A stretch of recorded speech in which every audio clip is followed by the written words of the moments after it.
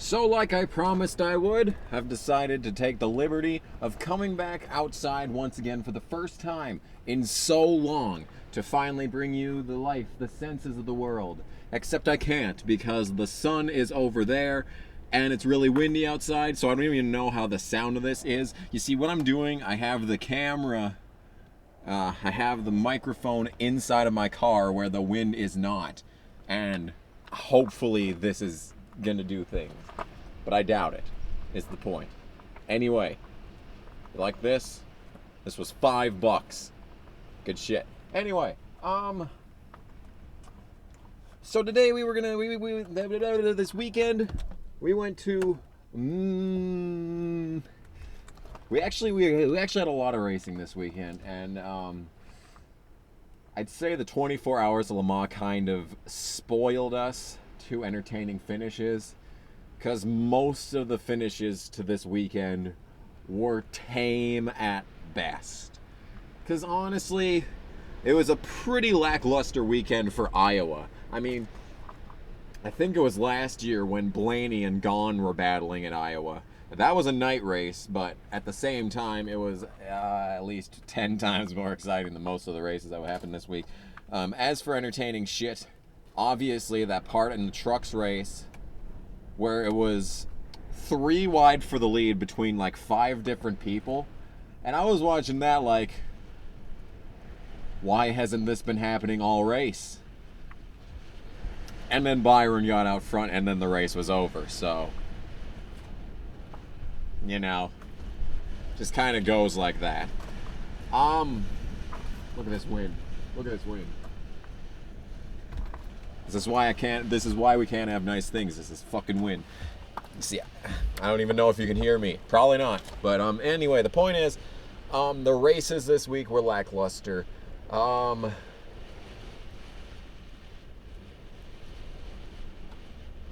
else is there to really say? It sucks that Parker Kligerman is gonna go and not race. Kligerman and Truex, 2 drivers, fighting tooth and nail every single week for everything that they can get. And they're the ones that are out, while guys like Ben Kennedy, who have no wins in the Truck Series, are advancing into Xfinity.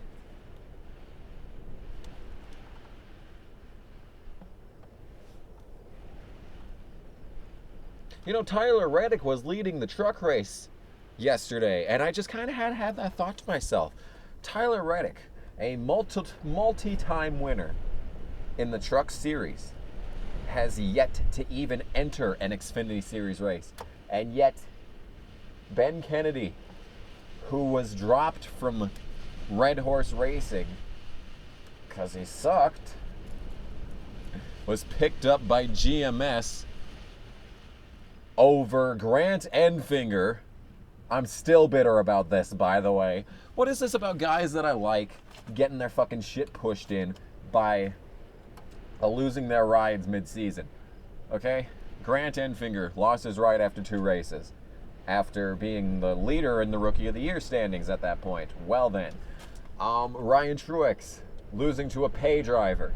You know, Ryan Truex constantly finding himself in top 15, fighting for the top 10. And then when Jesse Little went into the 81, absolutely 0 performance, multiple laps down, not even in the top 20.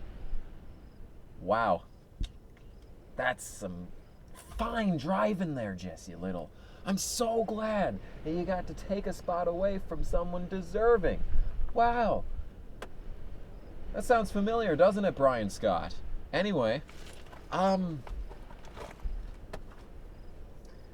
kind of, and at one point during that race, because when I started thinking about Ben Kennedy, I started thinking about everyone else in that truck field and how they got to where they are now. Of course, I started with Parker Kligerman, winner in the Truck Series, Sprint Cup Series driver. Did some races in the Cup Series, yo. Had a lot of cake today. It's been a good day. Let them eat cake during their race review. That's what I should have done. And then you got guys like William Byron, And I don't know if I could get my university to sponsor me in the truck series. That would be wonderful. Who do I talk to exactly? Do I need to consult my RA? Do I need to consult my RA to tell me how I can get my university to sponsor me in a truck series race? Point is, Byron's really only here because of his sponsor. And I'd say he's got the talent enough. I mean, it is KBM. I mean, Christopher Bell could run up front in KBM. Speaking of Christopher Bell, he's really only in the truck series car that he's in because of his freaking... He managed to win one race at his best track in the best truck in the field, and his only competition was another rookie whose vehicle was at least three times worse than his. And he still barely beat him, even after the truck got damaged, even after Bobby Pierce nearly spun out like 3 times in a single lap. I remember that. And he still barely beat him in that. And this is how he got a full-time ride? It's like me getting a full-time ride for completing all of the Gran Turismo 3 license challenges in just over 2 hours on bronze. I mean, that's about the amount of challenge that it takes anyone to really perform in a Gibbs/Kyle Busch vehicle. And I guess we have compounded this truth today in the Xfinity series. Way to segue there, Kamikaze. Yeah, I know. I got away with words. Deal with it. Sam Hornish Jr., who I am feverishly against getting screwed out of a ride. He got screwed out of 2 rides.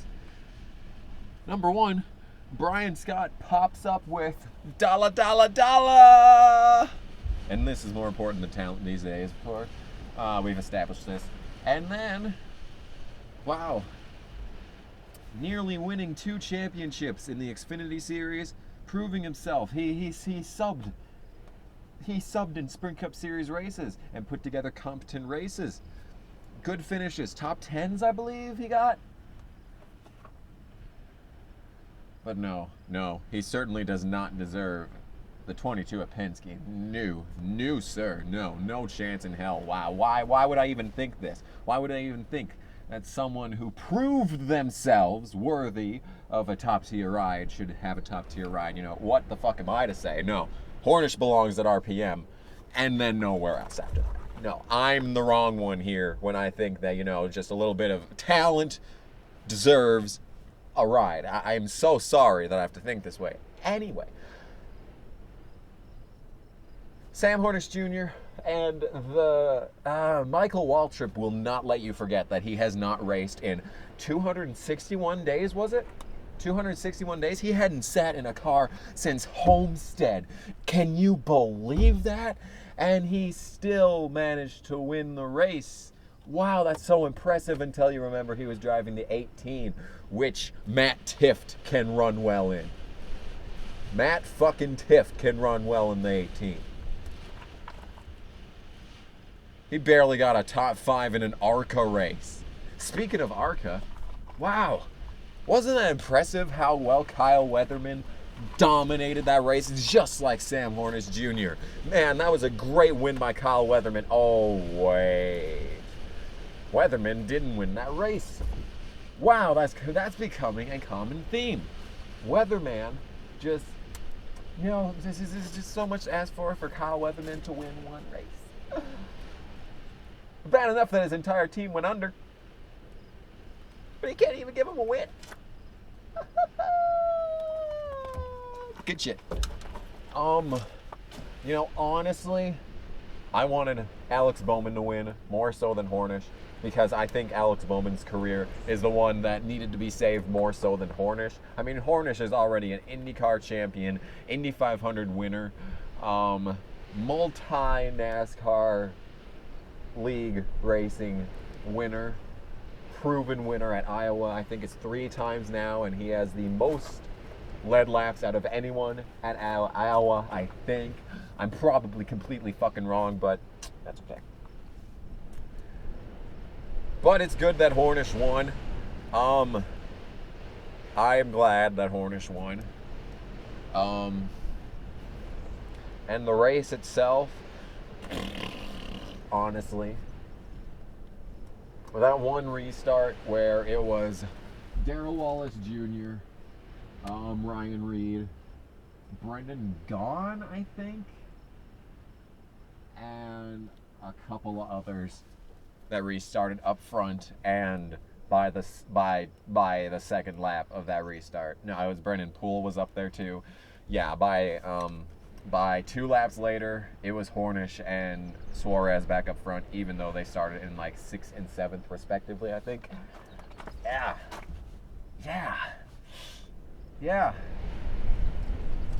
I'm going to be in a retirement home by the time the rest of the Xfinity Series catches up to JGR. Is it so bad to want competitive racing up front between someone other than Daniel Suarez, Eric Jones, or the NOS-mobile? Or am I just crazy? Am I crazy that I want some actual competition in the Xfinity Series? Yeah, probably. So anyway, regardless of how the races went and how the finishes were, every single race that I saw today was more competitive up front than the Sprint Cup race at Richmond. I mean, not Richmond. Richmond was a damn good race. I mean, Michigan. Every single race this weekend, the Truck Series was the superior race, because it usually is, especially when you only have Xfinity to go against. Not really so much ARCA, honestly. ARCA was pretty Michigan-esque. Yeah. I think I've got my point across. So this has been Kamikaze Games reviewing yet another NASCAR weekend. And anyone else already sick of Byron? You know, the same thing kind of happening here. Like when Eric Jones and Dale Wallace, that was not good. When Eric Jones and Bubba Wallace were perennial winners in the Truck Series in 2014, was it? 2014, maybe even 2013. And I thought, like, you know what? Just give Jones the Xfinity car. Just give him a full-time Xfinity ride. No, we had to put up with another dominant year for Jones and trucks. Whatever. Same thing's going to happen with Byron. He's ready to move up into Cup. I mean, not Cup. Wow. Not even close to being ready for Cup. But he's ready to move up into Xfinity. But then again, if Matt Tiff is ready to go up in Xfinity. Because I'm going to make a video about Ryan, or not Ryan, what? Where the fuck did the name Ryan come from? That was random. I'm thinking of Ryan Newman for some reason right now. The fuck was that disgusting thing? It was flying around in corkscrews and it sounded like a goddamn... It sounded like something was broken. It was like in the wind. Something in the wind that's broken. You know, like when you get a plastic bag, when you're walking outside with a plastic bag and it just goes... Yeah, that's what it sounded like. So I don't think I'm going to make a video about Matt Tift at some point. But I said I was going to make 6 reasons why I hate Joey Logano like a year ago. And I was going to make like the top 5 worst Daytona 500s a year ago. So the Matt Tiff video might not come unless I do it now. So I'm just going to do it now. So probably like the last 5 minutes of this video are going to be why Matt Tiff is absolute garbage and does not deserve to be anywhere near a race car in the NASCAR any series. Okay, so last year you had Eric Jones dominating all the way around, just every single track he had. And if he didn't finish in the top 10, it was because of a problem. Where was Matt Tiff all of last year? Huh? Where was Matt Tiff even at? Matt Tiff wasn't even in the conversation for any truck race last year. I mean, correct me if I'm wrong, but Matt Tiff was driving in Kyle Busch equipment. And if you can, and while his teammate was going off, setting the world ablaze, Tifft couldn't even get top 10s in a Kyle Busch truck. People say that Kyle Busch puts twice as much money as other top teams in the truck series, and you can't even contend for top 10s.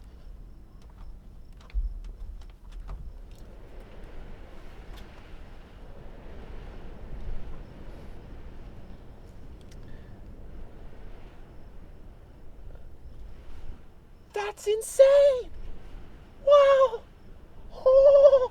And then he does one Xfinity race at Richmond, was it last year? I think it was the Chase Cutoff Xfinity. Well, it would be this year, but that's equally insipid. But the point is, he does one race in the Xfinity Series in a Joe Gibbs racing car, and finishes, I don't even remember, was it third? I want to say. God, I swear it was third. I don't know. It was somewhere in the top 10. And since then, he's been given the 18. Last year, Daniel Suarez, who was still growing as a driver, by the way, because Suarez couldn't drive for shit last year. I mean, he still gets an issue here and there, but last year he could not drive for shit. He's getting his feet under him this year, and I'm glad that he didn't waste his first win last year, because he's clearly way better this year and deserved that win. That was a good race. I like that race. Even Daniel Suarez, when he was racing in trucks, when he was driving the exact same truck, nonetheless, Suarez could get top 10s, top 5s even. Where was Tifft?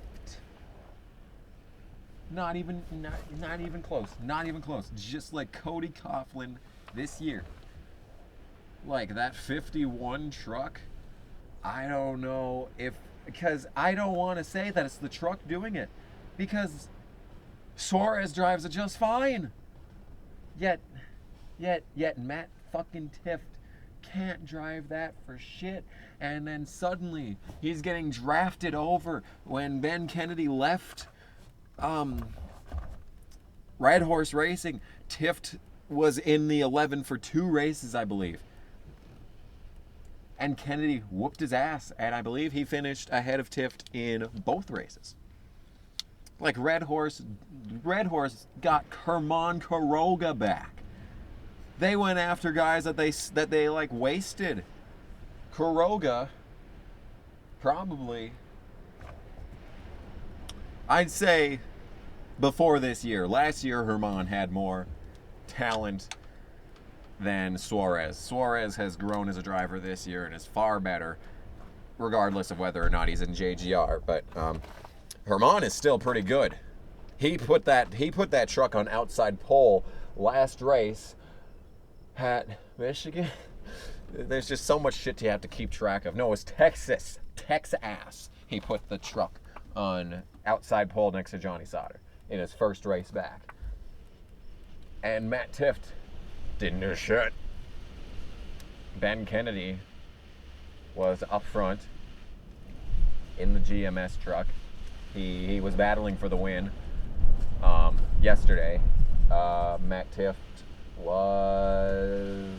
Matt Tiff is actually out on injury right now, which is good for everybody that was going that is on any team that Matt Tiff was going to be on, because now they actually have a potential to perform well in races. But Matt Tiff is just oh my God, so bad. He can't even do good in the 18. He cannot even do good in the 18. Yeah, he got a pole. He got a pole in the 18. Oh, good job. You drove the best car in the field fast. Good job, Matt Tiff. I could do that. I could get the pole right now. You could put me into the 18 right now, and might take a couple of minutes, but I'd get the pole time. Okay, maybe not the pole time. I've never sat in a race car in my life. I'd at least make it to the final round of qualifying, all right? Because anyone can drive the 18 fast. But he couldn't do shit in the 18. The 2 races that he did in the 18, one of them he wrecked. I think that was Richmond, and the other one he wrecked. I don't remember what that race was, but he wrecked it every race that he's done in the 18 so far. Wow, what a talent! What an absolute talent, man! Groundbreaking stuff. Wow, man, that Ryan Truex guy, man, he is absolute shit compared to Matt Tiff, who wrecks in the 18. Isn't that amazing? Anyway, so that is the Matt Tiff rant. I didn't really honestly expect to be doing that in this video. But it had to happen at some point, and it probably wouldn't have unless I did it now. So in conclusion, Le Mans was good. Le Mans is always good. I mean, a 24-hour race, just in theory, is like fucking crazy. Could you imagine if like there was a team that did the whole 24 hours of Le Mans with one driver? Wow, that would be sick. That would be sick. Anyway. So this has been Kamikaze Game. Le Mans was decent. The trucks race was Xfinity was the ARCA race was pretty boring. And a mediocre week of racing, but that's okay. Because we're going to Sonoma next week. And the best part is, Fox's coverage is almost done. We're going back to NBC, baby. We're bringing back the sunshine. Bringing back the sunshine. Baby, it's about time. Oh, whoa.